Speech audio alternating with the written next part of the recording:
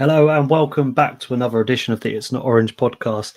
Tonight we'll be looking ahead to tomorrow's clash with Northampton Town with Charles from the It's All Cobblers podcast.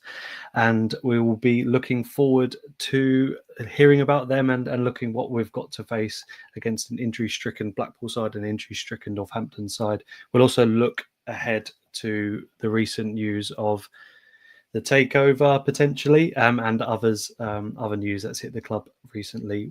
Coming back with me this evening is Martin. How you doing, buddy? I'm good. I've just been looking around for a spare 18 million quid, but I can't find it. It's all you need. I just can't find it anywhere. But apart from that, it's all good. Yeah, another weird week in Blackpool Football Club, hammered by Leyton Orient, 2-0 down against Harrogate with a few minutes to go and drawing and going from disaster to winning the group. If you think that's a good thing. And then this weird thing we're going to talk about later potentially. So it's all just standard, isn't it, really, for us? Yeah, it's never a boring day. I think Matt Jones posted, can we just have a normal day? But can it just be everybody unite behind Terry Bondo? So we'll talk about him as well, of course. We'll get into the preview first and foremost. And we welcome Charles to the podcast. Good evening, everyone in the comments. Hope you're doing well. We'll get to you in a second. But good evening, Charles. How you doing, buddy? Hey guys, yeah, I'm good. Thank you very much. Looking forward to my trip up the M6 tomorrow. Should be a good day. Hope the weather stays nice for me. Bit of Strictly in the afternoon, maybe, and then we'll go to the game. Yeah, it might be more entertaining than the match. You never know, mate. I've not watched any of it this year, so who knows? I don't watch it, so I wouldn't know either. But we're going to get into all things Northampton. Obviously, that's why you're here. I've said many a times during these previews, because when we had Peterborough, I said if we'd be above Peterborough and we're doing a preview, I think we're having a good season. But alas, both Peterborough and Blackpool having a poor season. And if I then said a few weeks later, if we're below Northampton, it's probably going to be a poor season. No disrespect intended, but it's been a topsy-turvy season for both Blackpool and Northampton, and you sit just one place above us on goal difference, of course, with the same record. Just talk to us about your season so far overall and how you think sort of it's gone, just in a quick synopsis before we get into some more detail. Yeah, I think, to be honest with you, I don't necessarily think that our season has been that disappointing overall. I think we're probably where we thought we would be. We've not dropped into the bottom four at all, which is the main aim for this season. The league is so much stronger this year than it was last year, I think. And we have always known that we can't compete financially with a lot of those bigger clubs that have joined the league this year. So to be where we are, I think is probably about sort of right. It was always going to be a really tough job to go and, do better than what we did last year. And we're still quite early days really into the season. And the league is that tight that only a couple of wins and you do shoot up the table by a number of places. So yeah, I completely understand that you guys will be much more disappointed in how your season has gone so far than we will. But we've had some good results. We've had some not so good results. That's kind of what you would expect to be sort of middle of the table. I'm not saying mid-table, because I don't think that's where we are. We're kind of in the bottom half. That's where I would put us. I wish we were at mid-table. Mid-table is basically bagging 12th, and that's it. Everything else is either top half or bottom half, and exactly. That's it.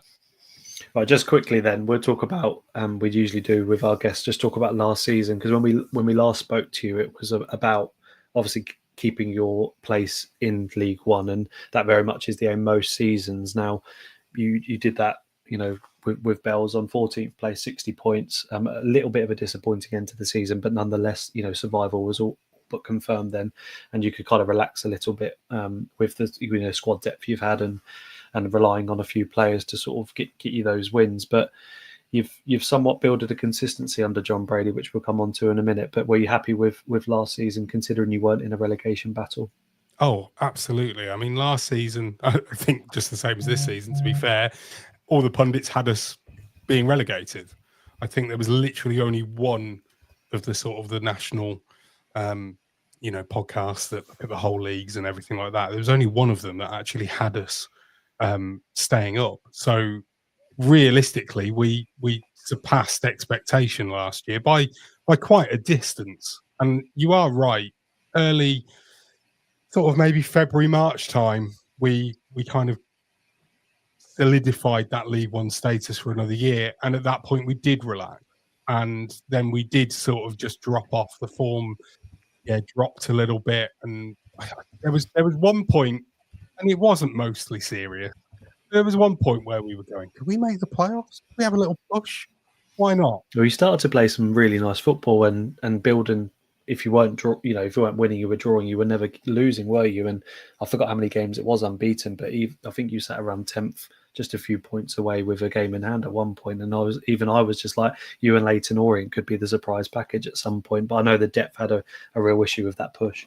Yeah, it was a lot down. We've had some terrible luck with injuries, I think, over the last 3 years now, including this season. And we just don't seem to be able to get out of it. I know every club has injuries, so it's not an excuse or anything like that. But ours just always seem to be with really important players. And if it's not really important players, then it becomes lots of players who play in the same position, which is what we've had this year. Left back has basically been decimated. And we are just a bit like, oh, well, why is this happening? And that you can't put your finger on it, because some of them are contact injuries during games. Others are, ACLs going and hamstrings and, a broken leg for Patrick Brough as well that happened in a game.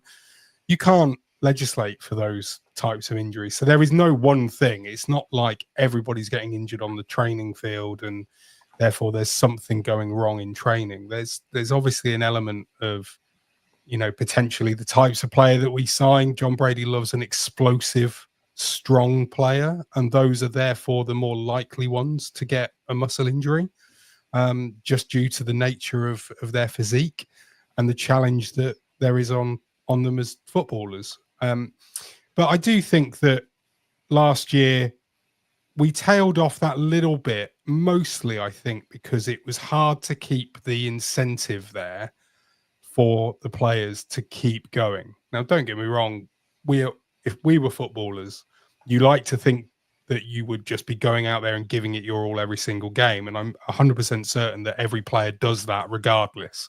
But there is always going to be that little subconscious thing of, we've reached our target. We're there. That's the thing that we've been aiming for all season, and we're now there.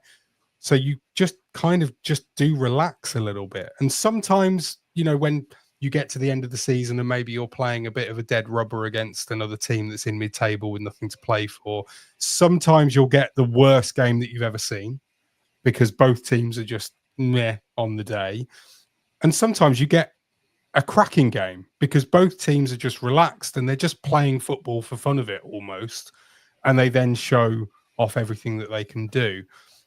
We had lots of elements last year, or lots of games last year rather, where we just came up against teams who had a lot more to play for than we did.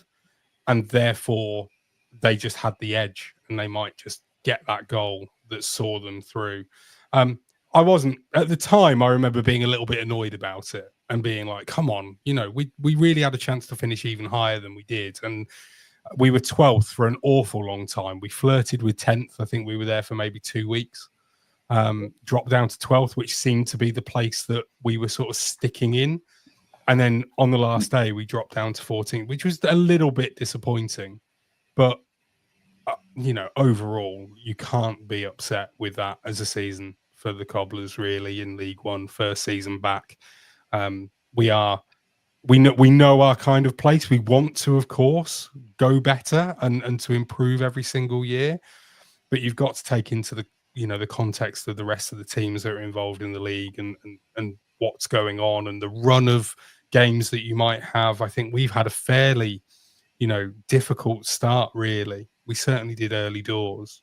And then to pick up the points that we got, and I think we were ahead of last year's points tally in the first sort of 5 games or so. It didn't necessarily feel like it was a great start, but when you looked at it in that context, you went, "Oh, okay, this isn't that bad, so we're okay." So we kind of know our place. We know that last season was good. We would love to better it in terms of where we are in the table and points on the board, but we're aware of the challenge that this season poses.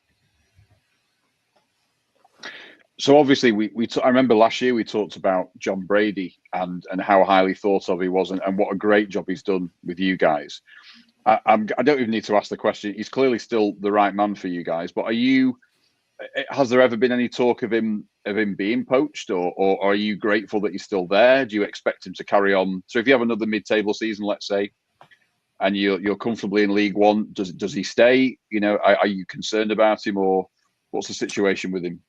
No, I don't think we're concerned about him. I mean, a few weeks ago when we had an awful run of about 3 defeats on the row. I think it was, correct me if I'm wrong, I think it was Wrexham and Bolton were big defeats within that. I think we also lost to Mansfield at home 2-0 as well, which wasn't great. And questions were being asked, but in the way of like, has he taken us as far as he can go? Is that it? And you know, John Brady then came out and talked about, look, there's context to this. You know, we're not fielding our strongest team because of the injuries and suspensions and everything else. We're playing, you know, really strong teams in the likes of Bolton and Wrexham. You know, so there were some people questioning it. We had a massive discussion on our podcast about whether questions should be asked at that point. But as seems to always happen with John Brady's sides, he'll go through a sticky patch and then he'll come out the other side with a really good result, whether it be a win or like we've had a draw away at Birmingham in the last minute. And you then sort of go, oh, it's okay now. We're all right. In terms of worrying about getting him poached, there have been rumours over the last couple of years. Like I think there were rumours for him going for the Huddersfield job when that was last available. There were rumours about him going to Charlton after Michael Appleton got sacked. But that's all they ever are, is rumours. From what I understand, no one has ever actually come in and made an official offer or request to speak to him about another position. And I think the one thing with John Brady is that he's always kind of said that this was the only job that he would probably take. Now, I don't know what it would be like now. He's had, you know, coming up to sort of 3 years, you said 200 games that he's been in charge nearly. Things change, obviously, but he was our under-18s manager and he'd not been managing football. And in fact, had been out of professional football altogether for a little while. He had an academy that he was running for you know, youth players as a coaching school. He came into the academy. I think it was just in Edinburgh that brought him in and said, come and do some work here part-time as well alongside your day job kind of thing. Then he became a bit more full-time and then he took over from Keith Curl on an interim basis on the last few months, last time that we were in League One and we did get relegated in the end. And then he took the job permanently that summer. I've always kind of felt like when he leaves, however that be, whether it's of his own accord or, you know, he gets the boot, and let's be honest, that's how the majority of managers leave football clubs, then will he take another football manager job elsewhere? I don't know. I think he is very happy and settled with where he is, the passion that he has for this club. He, despite the fact that he's Australian, he spent at least half, if not more than half his lifetime living in the county, played for pretty much every other team in the county during his time. He's just got that real passion for not just the football club, but for the community as a whole. So could he take that elsewhere and do a job? You know, I'm not saying no, he's a great coach, but does he have the desire to do that? I don't know if he does. And I think it's great that he's got the desire for us. I was going to say, like, it's probably one of the only managers in the EFL where you think he's suited to Northampton, and I can't quite picture him at another club just due to his relationship with you guys and how he got into the job in the first place. You know, with other managers there, I mentioned him, you've already said it, Michael Appleton and others, Duff, etc. You can kind of see him working in different clubs. But with John Brady's, I couldn't picture him with a Reading or anyone else. I like him. I like his, I like how he conducts himself, and I appreciate what he's done for Northampton with very limited resources through the years and stuck at it.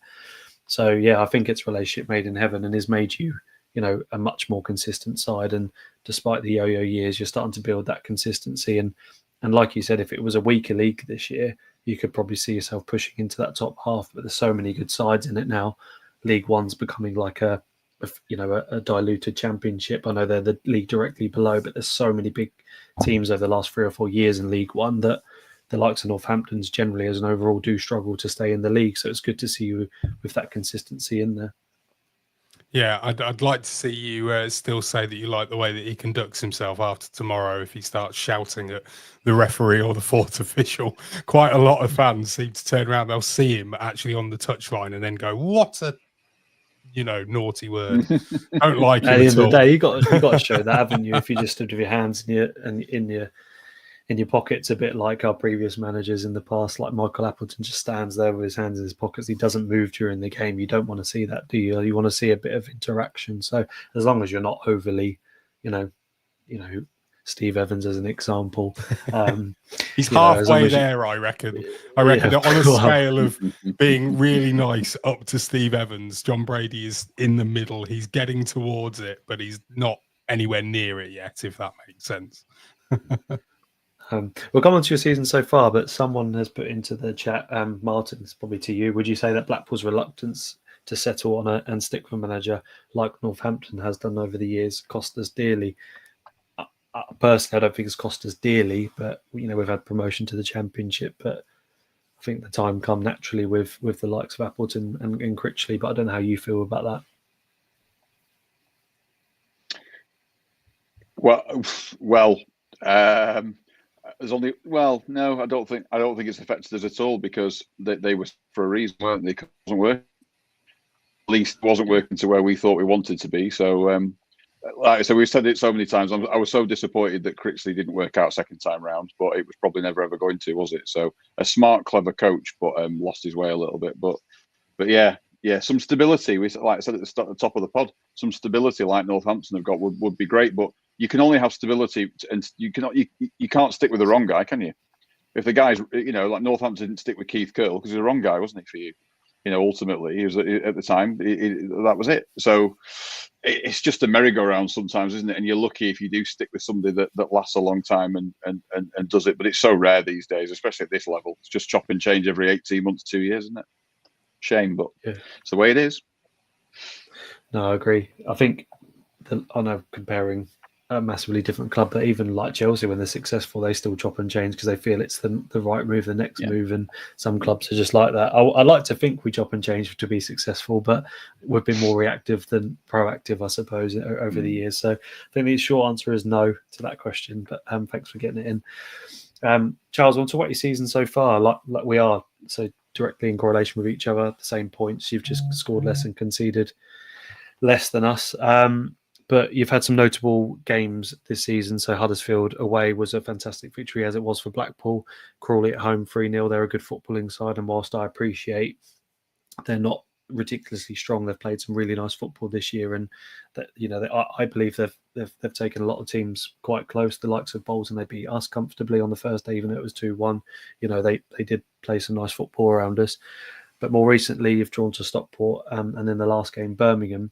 I don't want to directly ask about Birmingham. We'll come on to that in a minute. But how are you surprised with any of your results so far this campaign? Because going to the likes of Huddersfield, whilst they're in a bit of tender sort of state, but nonetheless going there and playing really proactive football, I saw the green shoots of Northampton over the highlights, and just watching them back a little bit, you've become much more of a, I don't know the right word, but less passive. And when you attack with a lot of ferocity, and when when you've got the right players on the pitch, you do look like a Northampton side, not of previous years, but ones that's changing and adapting to League One. Yeah, I'd agree with that completely. We have stepped up in the last sort of 18 months, really, in terms of finding a new kind of playing style and one that will actually work in this division. There's there's only really so much. In a way, it annoys me that people always see us as just being that antagonistic, agricultural playing style, which, obviously it is true from the past, but it's when it's still leveled at us in some way by managers that we faced. And you think to yourself, well, we're not as agricultural as we once were at all. And we've now got players who are, they're quick, they're skillful, they're talented, they've got a footballing brain on them. We are always going to be, I feel, a work in progress because of the size of our club, because of the size of the budget and the types of players that we can bring in. So we are going to have to rely on some up and coming players in order to, fill out the squad and fill out the first team even. So those players are going to be either coming in, for their first loan in the EFL from a Premier League academy. And therefore they're learning how to play professional football where it matters and there's points on the board that you're aiming to achieve and stuff. So there will always be a little bit of inexperience within our squad, I feel. But we are looking, and you can sort of see with our squad this year that it's a real transition. We've got players that we've had for the last couple of years, the likes of John Guthrie, who's our captain at the back, and Aaron McGowan, our right back, who's vice captain, Mitch Pinnock, Sam Hoskins have been with us for a number of years. They are now being joined by the likes of Tyreek Fosu, Tyler Roberts, who are just an obvious step up in quality and in talent. And that's great. It's absolutely great. And the time where it's not so brilliant is sometimes Tyler Roberts will make a pass that he knows that he would be able to receive, but maybe the players that he's passing to aren't quite at the same level, whether that be mentally in terms of their footballing brain, or it's their pace, or whatever it might be, their technical ability. And you can kind of see him just sort of go, oh, darn, why aren't you a, insert Leeds player here that he's played with and would have done it with his eyes closed before, or something like that. So there is that imbalance almost between the two levels of player that we've got. And I think if we, we can't afford it, for one, which is the reason why, but if we had a whole team full of that standard of Fosu and Roberts level the of likes player, of Leonard last year as well. Yeah, absolutely. Then you'd be like, they're a force, and they're going to be really challenging to do something, not necessarily win the league or anything like that, but really take that next step. And while we've got, and this is no disrespect to those players that have been with us for a couple of years, while we've got those players still in and around the squad, they're all passionate, they all fight for the cause. They are what is kind of like the glue that holds the whole team and the squad together, because they know what it means for us and knows what it means to play for this club, which is brilliant. And I think very quickly, going back to that stability thing, it's not just about having the manager, but it's having that evolution of a squad rather than a full-on revolution every time you get a new manager coming in. That's actually the biggest noticeable thing that we've had, is that we are constantly evolving each year. I think this year was our biggest evolution. We had a lot of players that left the club, and we had a lot more players come in over the summer. We've also had a few more come in on free transfers as well since the transfer window closed to fill those gaps.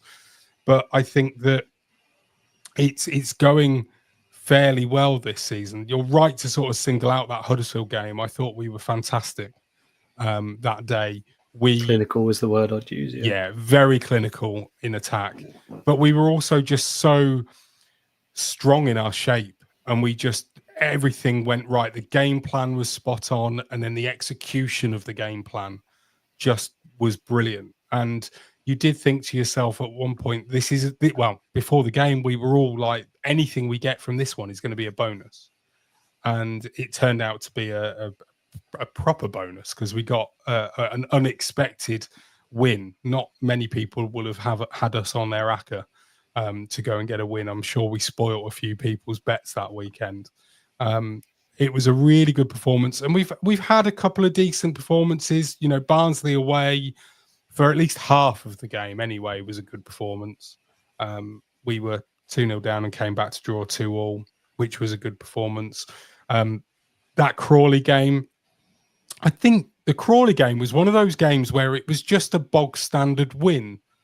It was there wasn't anything special about it. We were just comfortable throughout the whole game, and Crawley really one did of those look joyful like, afternoons where you just score goals after each other. You just sit back as a fan, you just sat back and you just watched it unfold without any real tension, which creates tension in itself because you're Me not and used Martin to wouldn't it. know what that is this season, if I'm honest. We haven't had any wins like that. But it was, those are probably the two standout results other than last weekend against Birmingham. But there have been some absolute rotters as well. The 0-0 against Burton early in the season was a real slog of a match.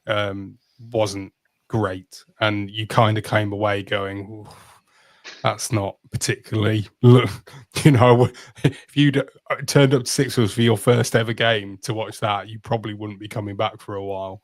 It was one of those. And just give us 15 seconds on how the draw against Birmingham unfolded. Then obviously it looks like a snatch and grab on paper with the statistics, 20 odd 25 shots for Birmingham and obviously a 97-minute equaliser. But did you deserve the draw? Was it a case of you stuck to your guns and snuck that last minute goal? With my cobbler's tinted specs on, we almost even deserved to win it. It was one of those games. Birmingham, don't get me wrong, they were far the better football side. Okay, they passed it around brilliantly. They were great, but we had the first real chance. Goodness knows how he found himself there, but John Guthrie ended up 1-on-1 with their keeper.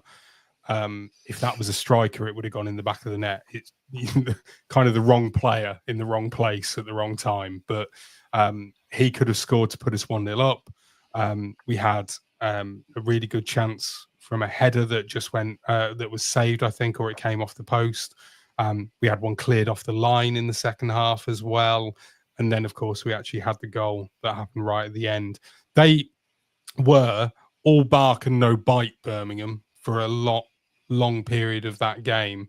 And you kind of felt as a Cobblers fan that the longer we were holding on, the more likely it was that it was going to end in a favourable result for us. You could sort of tell that the Birmingham fans were getting on their back. As I say, they were far the better team. They really were. But both sides had 3 shots on target in the match. Everything really was fairly balanced in terms of the stats that really matter, including the scoreline, of course. And I think we felt like it was a win to have gone, again, nobody expected us to get anything out of it. The Birmingham fans were probably the most arrogant that I've come across since Leeds were in the division. They just expected to walk all over us, and get 4-5-0 win. And some of them turning around and saying they didn't know who we were or where we were. And you were just like, we're not that far down the road from you guys. Come on. Yeah. You don't need to be like that. But yeah, they certainly knew by the end of the game who we were and where we were from. So it was a great game and a really good, solid display from us defensively. And then to go and get and snatch it at the end with an equaliser was brilliant. Oh, there's nothing worse, is there, than a fan base like that who they couldn't hack it in the Championship, so they went and spent ridiculous amounts of disproportionate money in the league where hardly anybody's got any, and then they walk around like big Charlie Big. It's annoying, isn't it? It's annoying. The leagues are full of them, though. Leagues are full of them. That was Wrexham and Stockport in certainly Wrexham in League 2 and the National League. But anyway, your injuries. So we've had some horrendous injuries this season. It seems to be something that's plagued us for the past 2 or 3 years as well. And I was reading before that you've got a ton of them as well. So I just wondered, how bad is the injury crisis? Who's out? Who's out that matters, if that makes sense? Who's out that matters? Well, first of all, not an injury, but definitely out of tomorrow's game is Cameron McGeehan, He's suspended. He picked up his 5th yellow card against Birmingham at the weekend, so he definitely won't feature. He's been a mainstay in the team. So yeah, that's one that's definitely not going to play.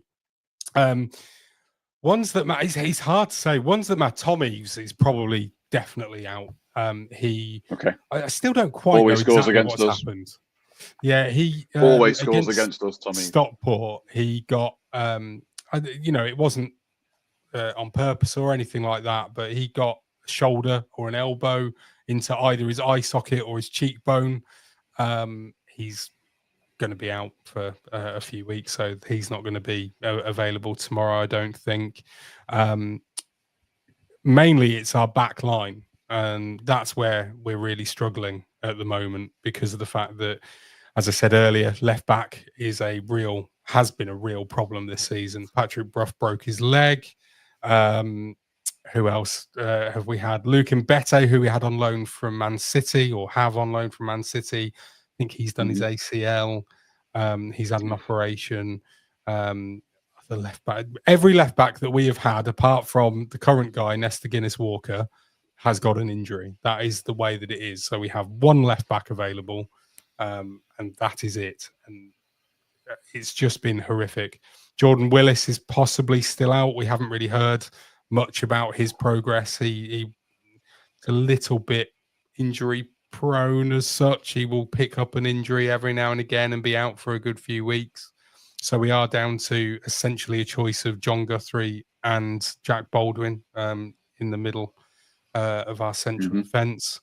Tyler McGlaw picked up a shoulder injury last week against Birmingham. Looked like he dislocated his shoulder, so that's not going to be nice. And Sam Hoskins he did start against Birmingham, but it was confirmed that he'd actually been asked to play against medical advice. He'd not been fit. I think that was a hamstring that he'd done beforehand. All the medical advice said no, he's not ready to play, but he came in and he did a really good job, lasted about 60 odd minutes before he was then subbed and did really well. He may or may not feature tomorrow because of that injury, especially if he's then aggravated it last weekend. So, I mean, the list of players that are out is horrendous. And trying to work out, essentially, if any one of them came back, they'd be in the team. That's the state of, where we are at with those injuries. So it is really, really difficult to sort of say, which ones matter. they all kind of do. I think for once, I actually feel sorry for a club other than Blackpool because we usually get some bad luck of injuries, but that sounds... If I'm being honest, I don't expect us to win because you've got these injuries because this is Blackpool at the moment, but that is awful. So yeah, fingers crossed they'll come back and play some football soon. We haven't got too much long left for the preview, so we're going to capture this all within sort of a nutshell, really. Talk to us about the way that John Brady sets his side up, because on paper, like I said, watching the highlights and the way you sort of pack the midfield, it looks like a 3-4-3 system. Maybe it adapts during the game, but what kind of system does he play? Sorry, who are your key players that are available, and sort of where are your areas of weakness? I first of all, to sort of say where are the areas of weakness, I think that probably is down our flanks, both sides. And Nestor Guinness-Walker is a tremendous find for us at left back or left wing back, but doesn't necessarily have the support ahead of him with the likes of when you've got like Tyreek Fosu and Roberts that want to attack. And this isn't to say that they don't do the work coming back, but they are more attack minded. So the fullbacks always, feel a little bit exposed for me. I suppose really when you sort of look at how we line up, we've tended to try and go with a back four, although we went with what looked to be a back three at times last week, especially. We'll definitely more than likely have John Guthrie and Jack Baldwin at the centre backs, Nestor Guinness-Walker on the left, and then either AK Odemeo or TJ Ioma on the right back. And then in the middle of the park, we tend to go with two central midfielders, one of which will be a holder. So that'll either be Jack Sowerby if he's fit, because he may not be, and then Ben Fox as well, who will be in there. And then we would have a number 10 attacking midfielder, sorry, which has been up until now Cameron McGeehan. I can see Mitch Pinnock playing there tomorrow rather than on the wing, and then have Roberts, Fosu, and AN other up front, which could be Hoskins or it could be Martin Waghorn, who got some minutes in midweek. He did look to be blowing a lot, though, by the end of the first half. So whether he would be a starting option, I'm not too sure just yet. But yeah, it's the way that we tend to work and the way that we tend to be away from home is that we will be as compact as we can. We will look to just stay in our shape, limit you by just letting you have the ball and pressing at opportune moments. So it's not like we go full press throughout the game. We will just look to pick and choose our moments to go and press higher up the pitch. And when we do that, we'll do it in numbers. The one worry I had last week was that with Birmingham, who were a very good, football team on the ball, that they would easily pass through our press and that would leave us exposed towards the back. But actually, we chose our moments to do so really well. So if we continue with that mentality, if you like, of knowing when to press, then it should be another good performance in terms of that. Our biggest strength, which I know you didn't ask for, but our biggest strength is that togetherness and just they're all just playing for each other. John Brady has spoken this week about how the squad has kind of been galvanized by these injuries and the fact that we just don't have necessarily all the players that we would love to have available to select from. And we are down to, I think it's 14 pros now that John Brady's got to choose from. I know that the under-18s are actually in action tonight up at Fylde, so not too far away from you guys. I think that's an FA Cup youth game, and we were 2-1 down at halftime. I don't know what the score is now, but the likelihood is that we'll probably see the likes of Neo Dobson, who is a striker, on our bench tomorrow. He has played tonight, so he won't start tomorrow, that's for certain. He got minutes and a goal in midweek. Was part of our equalising goal at Birmingham last week as well. So he's potentially going to be on the bench. We are having to use the youth teamers to bring them in to help bolster the ranks a little bit, and it's hard. It feels very woe is me at the moment, boys, and but it's that thing of being like, well, if they can stay together, stay and work together as a unit, then I think the way that we'll probably set up tomorrow is similar to how we did against Birmingham, where we'll basically look to not concede first and foremost, and then attack at opportune moments when we can. And if we can do what we did against Huddersfield to you guys, I mean, it'll be brilliant. I've been to watch Blackpool, us play Blackpool several times at your place, and last year's win, on the Tuesday night where Kieran Bowie annoyed all your fans in your home end after scoring was a wonderful evening. That kind of, again, smash and grab victory really that we had. So we'll probably look to do something similar tomorrow, and hope that you guys are off form still. We are off form. Don't worry about that. I didn't think you were that bad that evening. To be honest, we just come on the back. But that was the Portsmouth win, wasn't it, Mark? Was it on the Saturday? It was, yeah. So we just beat Portsmouth, thinking, we're going to build on this. And to your very, very earlier point, it's only Northampton, but we should be getting a win at home, sort of thing. And I think you turned up, and again, were typical of what you've discussed with John Brady. And the first goal was excellent. I think Sam Hoskins, set it up, and it was a really tidy move, and we couldn't get going. It was a fantastic goal by Rhodes, but then a mistake at the back, which you pounced on, as you say. So it's not, there's no easy games in League One, especially for Blackpool at the moment. We're finding it hard to find our form, so it's going to be an interesting game. We could turn up and do some damage, but if we've been anything like we have in the last few weeks, you're definitely going to get a few chances. Good to hear. I'd like that. So I was going to end it there. Thank you for giving us a very good insight on the Cobblers, and hopefully you have a safe journey up tomorrow. And good luck for the rest of the season, of course, after that.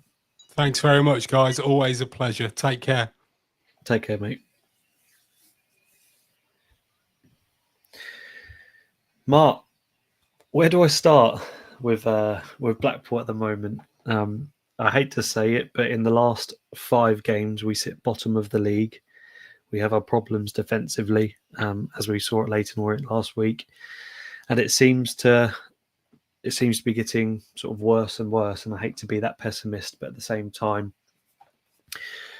we need to add a bit of balance to where the Blackpool are at the moment. Obviously, we've discussed the fact that we've had some torrid form with Brucey going out, but where do you see it getting better for Blackpool in the next few weeks? Unbelievably, my fire alarm's going off. Can you actually believe this is wonderful? The joys of live podcasting, Tom. I'm just hoping someone's going to switch it off in a minute. You couldn't write it, could you? You start talking about Blackpool. There we go. It's gone. It stopped. Sorry, You know what? You see, this is why you should never do live stuff. The fire alarm went off. Oh my god! Oh, there it goes again. Wow. We can't even edit this out. That's so embarrassing. Awesome. Oh, it doesn't matter, mate. Well, it does. I'm just open places on fire. Oh. Is everything okay, mate? Well, there's no fire, but I think the alarm has got a fault, and I'm really hoping that's it now. I'm hoping someone's come and sorted that now. Sorry, God. I'm more than happy to end the stream if this continues, mate. No, it's I was just discussing. Right. Hello, I'm back. Yeah, in the last obviously 5 games, let's end the stream there, mate. Is it all going off?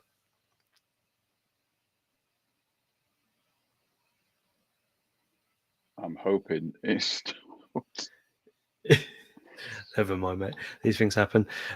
We want, just talk about the defensive problems. Obviously, we haven't won since Burton at home, which was the 3-0 victory where everything was going so well. But ever since sort of that Lincoln game and the Mansfield game, and obviously Bruce being away, it's been week in, week out of Blackpool conceding really poor goals, considering we built a legacy of being really good with a fire at the back. He looks a bit of a shadow of his previous self. Gabriel position, he looks awful, if I'm being totally honest with you. Also, Coulson is not, to me, a natural left back. So it seems the defence, which were very attacking, very ferocious, but also very calm under pressure in the first few weeks of Bruce being here, has had, they've just fallen to pieces somewhat, and it's uncomfortable to watch, and it feels very much like, not like Critchley, if I'm being honest, but at the same time, it just feels like every time that someone attacks us, we're really fragile. And I don't know where you feel the problems lie, but for me, with having no midfield at the moment, with the likes of Norburn being out, the defence have kind of crumbled under having no support, really, because Evans can't do the job by himself. I agree with you. I think it just comes down. You're only as good as your midfield. I think we've said that so many times since we've done this podcast, and ours is either really good or it is woefully short, isn't it? And at Gillingham, we had Kerry in, and he did great because that was probably his level. But as soon as you're in the cut and thrust of League One games, I just don't think he's got it. And you've got Lee Evans, so you can't rely on every week to produce a bit of magic. And there was literally nobody to partner in that you would have any confidence in. And I'm really hoping that Norburn, having been on the grass all week, might come into contention for tomorrow, because we need him. And he was probably playing some of his best football at the start of the season that he showed since he's been here. And then he goes and gets in, which is just our luck, isn't it? That is absolutely our luck, unfortunately. So I think midfield and the lack of protection for our guys is at the back is crucial. And also 1 or 2 players, like you say, Fire have lost a little bit of form and confidence, but that comes, doesn't it, when you lose games and start shipping goals. You just lose a bit of confidence. Like Bruce said, if you could stick it in a bottle and give it to them, he'd sort the problem out. So, I think it's just a lack of cover for the midfield of defence, and people just losing confidence. And and we just don't look the same team that we did when Bruce first came in. And I think that is down to not having the personnel. But also, like you said, it starts from the front, doesn't it? I just think as a unit, we've not been working very well. It started at Mansfield, and anybody that went to Mansfield was bitterly disappointing, and it's not really been the same since, has it? You know, we've really struggled. No, I think there's two points about the Mansfield game. I think it was any team can have an off day. There's 2 points to it. They've stayed consistently within the playoffs. They're a very good side, very consistent at home. Surprised a few teams, with how well they've played. On the flip side to that, we've just come on the back of like 4 games, whatever it was, 4 or 5 wins out of 5 games, playing the same 11, and we all thought it was coming to a natural end in terms of the momentum and our ability to keep up that type of performance. So for me, that was just a singular game. And yes, we were poor. But I think what followed that, I know and I appreciate we've discussed this already, but when it comes to Bruce's tragedy, etc., I get all of that. But not to dismiss that and just be sort of emotionless. That aside, what I didn't like is the fact that how quickly we fell apart and how unorganised we were, and the decision that was being made, i.e. Beasley playing left wing at Peterborough, and it just didn't feel very, very right, and it felt like we weren't a cohesive side immediately. And I think that's had a knock-on effect throughout the last few weeks, and the likes of Josh Onomer, I think being able just to walk around the football pitch, Sonny Carey not being up to scratch in terms of doing the Norburn role, and Lee Evans therefore being really exposed. He went from playing 46 key passes to just having no influence in games apart from set pieces. I suppose the caveat to all of that is if you look at Blackpool's sort of last few matches, if you look at the Lincoln game before the Mansfield one, obviously we played very well. The Barnsley game at home was a sucker punch in the last minute, and we had enough to win. Peterborough, we could have scored 2 or 3 early doors, although Peterborough definitely deserved to win. The Wigan game, we could have won in the last minute and arguably conceded some really poor goals.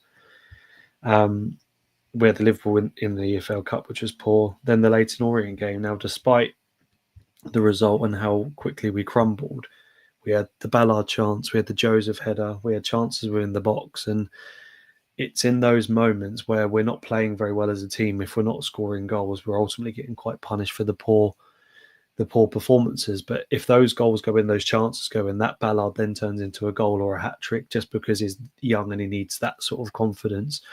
But also it changes the tide of games and the home side becomes unconfident, or if we're playing Barnsley and we score that Ballard chance early doors, that we start to play as a different side with a bit of confidence in this. So I think tomorrow, the most important thing is we get that goal early, or the first goal nonetheless, to give us that boost and give us that cohesion which we showed when Bruce first took over.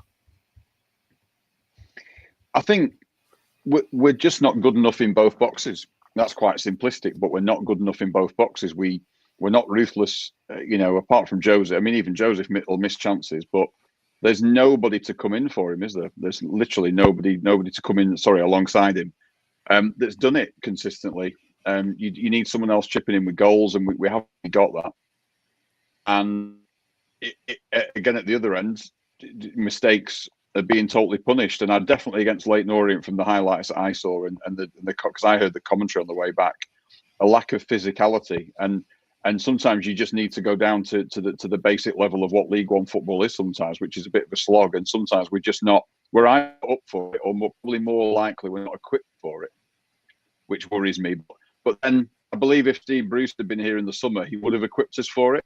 And Critchley was trying to equip us for a different type of football, and we recruited to what he wanted.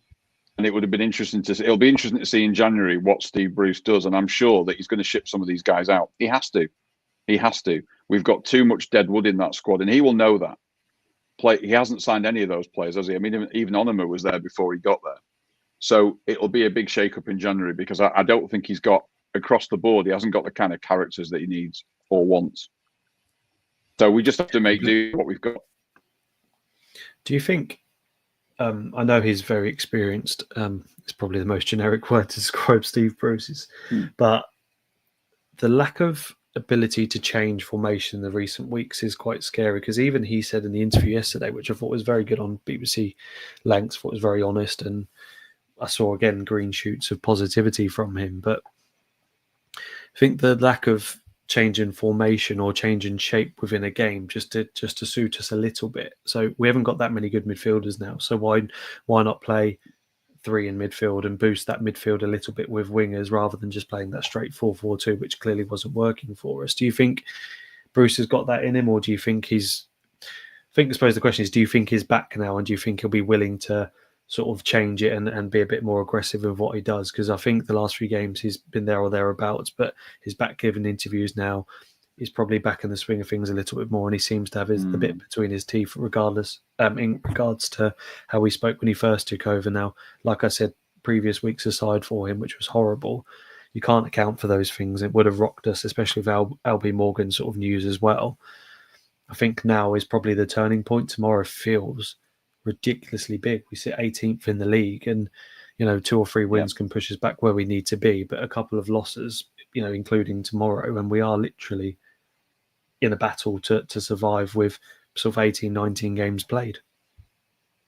I think we're going to find out whether what happened when Bruce first came in is purely new manager bounce. I mean, clearly it wasn't just new manager bounce. It wasn't. But we're going to find out. It might have some impact, in fairness. That thing is a thing, right? That is a thing. It does. It is a thing. It definitely is a thing. And obviously it's a formation that was massively unpopular with the fans and the players. So we can't underestimate that. But I think he's got to. I think it's got to, every manager, whether you're 62 or 32, you've got to be flexible in today's game. I mean, you can't just. I mean, it is crying out for a 4-3-3 at times with the players we've said it's past here, but it was working so well the first 4 or 5 games until he went off with what happened. It was working. Forget the Mansfield game. There's always one game too many, like you said, and it was working. And if we win the next few games playing this formation with no need to change it, then clearly he was right and we were on the right track. But last week, it's hard to say, isn't it? He's only just come back. Gillingham was a bit of an anomaly because it's they're struggling a little bit in League Two. Not exactly the sort of quality of opposition you're going to play every week. And then last week, as you say, we had moments. We were on top at the start of the second half and definitely should have got an equaliser. We missed an easy chance. And then it ends up being a 3-0, which it probably shouldn't have been really on reflection. We weren't great, but it wasn't a 3-0 game, was it? From what I saw. So tomorrow is an acid test. We have to win tomorrow. I think tomorrow is a must-win game. If we're serious, no disrespect to Northampton, if we're serious, we need to go after these tomorrow and get a win. We have to. I think we could be playing anyone tomorrow, and the words "must win" is always going to be used. Yeah. We sit bottom in the last 5. We've conceded 14 goals. Yes, we probably didn't deserve to lose 3-0, but it's catastrophe. Casey. There's no Gabriel when they attack for the first goal. Casey gets shoved off the ball by a guy a lot smaller than him, a lot weaker potentially than him. The ball across goal should be cleared up by O'Donnell, but he can't get to it because of his agility, his age, his rigidness. I don't know what it is, but maybe his reactions just wasn't good enough. And then we had Coulson, probably, in fairness, not expecting to be in that position for someone to knock it into the back post, but they had 2 goals like that. We didn't take our chances, and then we move on to Harrogate, which exploited how weak probably the second 11 is. We've been 2-0 down. I tweeted out it's probably the lowest point of the season, and rightly so in terms of football, because it was just awful. And Bruce said we didn't deserve to be 2-0 down, but I don't think we deserve to be winning the game either. Harrogate were very much comfortable, and they took their chances when it came with a tidy finish and a bit of mess at the back again. So it just shows how, I don't know, how fragile we are at the moment, I suppose. The good news is we did show some resilience, and I'll move on to that Harrogate game before we end the pod, really, because that second half, I think there's a couple of players which I haven't seen the best of yet, and that's probably Finnegan and Ashworth. But in my opinion, and it was at League Two level, but for me, like they're an industrial side with a lot of physicality, but he showed his quality, Finnegan, with some tidy midfield performances and obviously a goal to capture the headlines, I suppose. I think Blackpool have been overzealous with drawing at Harrogate and getting through a cup game, if I'm honest, because yes, it was an amazing goal, but we still drew the game, and it wasn't a lucky draw. 2 very good goals, and the substitutions changed the game, but it's important to build on that. And if Finnegan starts in that midfield, if Norburn's not fully fit, or if Finnegan starts and Norburn gets some minutes now, you can't say he doesn't deserve it. But I think with the first 11 out, with how many injuries they've got, we've got to be on it tomorrow. The question, I suppose, is would you start Finnegan or Norburn if Norburn's available, and who do you partner up top with Joseph, if anyone at all, unless he goes for a different system? If you're going to play two up front, I still think you've got to go with. I'd still pick Joseph and Rhodes, but Rhodes is just reliant on service. He got a bit of decent service, scored a goal. It's not like he's been missing sitters. He hasn't really been missing any chances at all. He just seems to have been. The problem with Jordan Rhodes is, in his type of player, is that if he doesn't get service, he's a spare part, isn't he? In a way, he'll hold the ball up and he's there to put other defenders off or whatever. But he needs service, and I think he got service the other night. And to be honest, he was probably lucky not to bag a couple. And I still think he's got something to offer. Although, to be fair, last week I was probably in such a bad mood. I did say in the podcast chat that I was quite happy to bin all of our second strikers, with the except all of them apart from Joseph. But you can't bin all that of kind the of second experience. strikers that they're second, we third, are. fourth, whatever. I think you got to understand that when Rhodes signed, I think we're all expecting a handful of goals based on his purple patch last season, but the form is somewhat worrying because he hasn't scored since just before December that Chelsea the 20th. at home, something like that. Yeah. So what I really liked is his header was instinctive, and he hasn't let his bad form get ahead of him. The cross from Apter's decent. I know he was unmarked, but it was a very clever finish to go across the goal like that. I think he's been really good. I thought at Barnsley he was excellent. And like you say, when he's isolated, he looks poor. But when he's with someone he works well with and he gets service, he looks brilliant and he will show his quality. And I completely agree with you. I think tomorrow Rhodes and Joseph starts. Although he played a lot of minutes again against Harrogate, I think he's got it in him to at least start the game and hopefully put us in a position where he can come off and we can wrap up the victory. But just going through some of the comments here, Tony Lawson said players are to blame, too many mistakes and a serious lack of confidence for key players. A few of them and players feel like there's no pressure replaces and don't perform. I think you've hit the nail on the head. A big clear out in January is probably fair. I just like to hope that we're in a position in January we can still challenge for the top six. Mike said, for the size of Fletcher, he doesn't seem to be very good physically. I don't want to talk. I don't want to talk about Fletcher. About 3 months ago, I was talking about him getting at least 10 goals this campaign, but we'll have to inspire to get that confidence from Bolton away next week. Yeah, we've got Bolton, Wrexham, Birmingham all coming up in the next few weeks, and tomorrow feels even more big. Yeah, so you're absolutely right. Is Mackenzie injured? Because if not, we must be watching the other two keeps thinking, am I really this bad? Again, a really good point, Tony, not to get a chance at least in one of those games. Mike to get Rhodes some service and he will score. It's what he's done with all his career. We cannot play Fletcher ever again, Rhodes or even Bando. And then would like Bando to be on the bench instead of Fletcher, or both of them. At the end of the day, they'll probably both be on there. But I was going to finish the pod literally on that player that's just been mentioned, Martin. 17-year-old that has scored a lot of goals in the youth. Very raw, probably should have scored against Liverpool and probably should have scored against Harrogate. But like Bruce said, the fact is making himself a nonsense and actually putting himself into those positions is something both Beasley and Fletcher haven't been doing all season. And I think having a 17-year-old kid who's raw, who's eager to play football, but also has clearly got something about him in terms of physicality. He's exciting. It's a prospect that fans like to see, a la Apter. And I'm an ambassador of him being on the bench tomorrow. Is he going to be starting? I very much doubt it with Joseph. They haven't played together yet, have they? But I think if he comes on, with half an hour to go and we're 2-0 up, it could be a really nice afternoon for him. Similarly to Kouassi, when he played, it was against Stevenage or Reading, wasn't it? When he got his first goal with that cross. Yeah, Reading, that header was fantastic. Just a moment like that would be absolutely amazing, maybe a catalyst for our season. Well, I think there's two ways of looking at this. It's great. It is, first of all, it's great for him. As Bruce said in his interview, every fan base gets excited about having a young kid coming through the academy and being involved. And we've got Rob Apter, and now we've got this lad who's literally. I actually saw him when we played AFC. Was it AFC Black? I think it was AFC Blackpool, and the pre-season friendly we played, and. No, it was Squires Gate, and we Bondo was playing that game, and he stood out then. He should have scored a couple of goals, and he's a unit, and he's quick, and he's tall, and he's got a presence about him. It's a bit of an indictment on the rest of our strike that he's involved. Because if they were doing their jobs properly, he wouldn't be. And I'd rather have him on the bench than some of the people we've mentioned. Because, look, we have a tall front man. We're not going to mention his name. We said that we won't talk about him. But the fact is, you've got somebody there who's been recruited, and he's been recruited with a pretty pathetic record behind him, and he's showing every inch of that pathetic record. And it just isn't good enough. And I'm hoping that Steve Bruce thinks, I didn't recruit you. If I can find somebody for you, you're off in January, because I don't see the point in keeping him around. Yeah, Mike's right. Tends to celebrate that a little bit more when one of our youth products comes through and scores for the first team.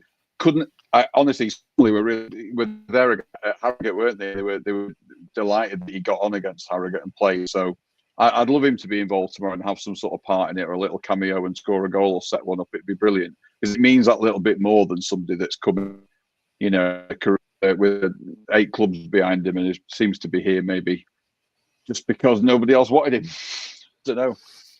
I think if Fletcher scores, you kind of go, finally. But if Bondo scores, you're off your seat doing 4 flips, aren't you? So you're absolutely right. And I think, the good thing about Bruce is he made 4 changes, didn't he, at, in the midpoint of the game against Harrogate, or just during the second half, just to say, you lot should be ashamed of yourself, really. And I'm bringing on the likes of Hamilton and Husband and Apter, who's going to show you what it's all about. And I think squad depth is a massive issue, and that's why I'm kind of scared for this November-December run, because we're playing the best teams in the league with very little to come off the bench and give us some quality. So we've got to rely on no injuries and us picking up a little bit of form to give us some hope in January. So it's going to be a tough old couple of months. So tomorrow again is that more meaningful, and I'm kind of glad in a way it hasn't been postponed, and we've got the opportunity to put the last few weeks right, because it's been completely unacceptable. So fingers crossed, though, some positives coming out with the likes of Finnegan, Apter getting an assist, Rhodes getting his goal, Bondo coming on. So look, we look ahead to January in terms of being able to get Bruce's ideal squad, but fingers crossed Northburn's back tomorrow and we start to see a bit of life in this Blackpool side, because it's well overdue. We've had a bad month. Fingers crossed we can go back to what it was, prior to Bruce being off. So I call that pod, mate. It's had fire alarms and and laggy streams, but it's been a good chat. I think we learned quite a lot about Northampton, but we probably won't see the true them because of their injuries. But at the same time, it's a chance for us to take advantage of that and give the fans something back at Bloomfield Road, because they travelled in the numbers at Harrogate and they've been consistent this year and probably been let down too much in the last few weeks. So I'd like to thank everybody for joining the stream, and thank you for coming back on. It's been a while. It has, hasn't it? It feels like it's been about 6 months, but yeah, work and life get in the way sometimes, don't they? This, but yeah, it's actually nice to go to a home game. I mean, to the Liverpool game, but God, that was one of the worst games of football you'll ever see. Utterly dreadful. So I don't feel that counts. So the Barnsley game seems it's a month ago, wasn't it, Barnsley? It seems an absolute eternity. So it'd be good to get back to Bloomfield Road. But I think I'm worried about the atmosphere tomorrow, because Steve Bruce will get a good welcome back, I think, but we're just not going in with any form. So I think that crowd needs something to get behind. So hopefully we start well and get the crowd going, because it could be quite flat. Northampton in November, we're 18th. It's not the most attractive of propositions, is it really? But we need to just try and get a win, because, as we say, Bolton next week is a tough game, isn't it? Really tough. As is Bristol Rovers away, it's not easy, and Shrewsbury have got a new manager, so we've got some tough games coming up. Birmingham in the cup, so we need to be on it for sure. But we might have new owners the next time we speak. You never know. Yeah, we were going to talk about that. I did mention at the start of the pod, but I think I mixed my intros up. Look, we'll discuss it a little bit more if it comes to fruition. But there's been some rumours that Blackpool Football Club are potentially being sold to some American stadium owners. And with a bit of a context behind it, we never know. We'd like to see in the next couple of days if some reports come out, but those things tend to come out in the wash, don't they? And I hope, fingers crossed, we've got some rumours to discuss, because it would certainly be an interesting time for Blackpool if they were taken over for the second time in recent history. So from all of us at the It's Not Orange podcast, thanks for joining, and we'll see you again soon.